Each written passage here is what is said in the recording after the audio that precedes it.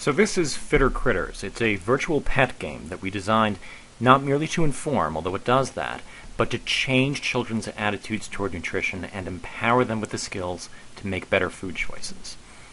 The players are responsible for maintaining the health of their own adorable little critter.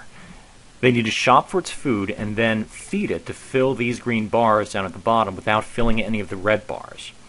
And you have to do that day after day. The player actually revisits the critter over several weeks. It's kind of like Farmville. So I'm going to start by going to the grocer. And right now I'm doing pretty well on dairy and whole grain, but I could use some orange vegetables. And there are a ton of choices here, all from the USDA dataset. Now, a key challenge in the game is discovering the foods that will fill my bars most efficiently. To do that, I have to do a bit of problem solving by checking their nutrition labels. So here, for example, is a candied sweet potato, which has a good serving of orange vegetables, but oh, look, it also has a lot of fat and added sugar. That's going to drive up my red bars, so I want to avoid it. Now, baked acorn squash offers even more orange vegetables, but with no added sugar and a negligible amount of fat. So it's a much better choice, and I'm going to buy some of that. So I'm learning how to make better food choices while modeling real-life skills. Now I'll head back to my house, and on the way I'll stop to see if any veggies are ready to harvest from my garden. You can harvest for free several times a day instead of paying at the grocer, and all the food then goes directly into your fridge, which I'm going to open up right now, and I'm going to feed my critter the acorn squash. And as I do that, you'll see the orange vegetable bar down at the bottom fills up. I can also cook the ingredients from my fridge and then invent my own recipes. So I'm going to add here a bunch of ingredients, and I'm picking the healthier choices. I hit cook, and there we are.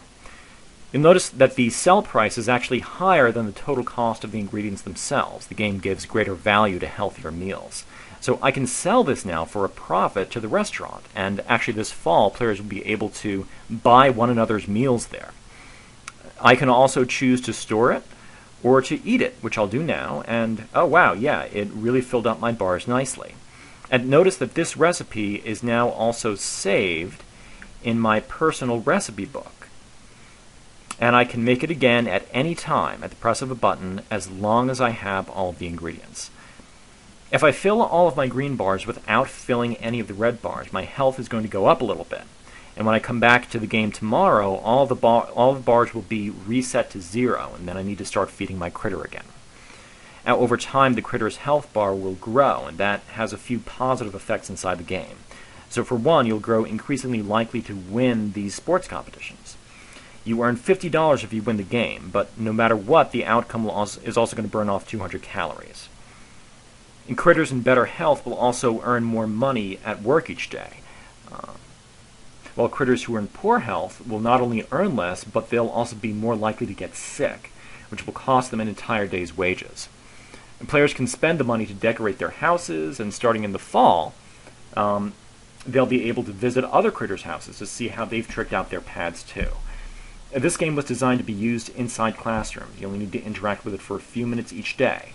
And we prepared a comprehensive unit plan for teachers that includes 8 interdisciplinary lessons designed to emphasize cooperative learning and higher-level thinking skills. And I strongly recommend taking a look at this by clicking the Teachers button in the game. We believe that games have a unique ability to bring about meaningful change in people because of how they command players' attention. Fitter Critters shows how that intrinsic property of games can be used to achieve positive ends.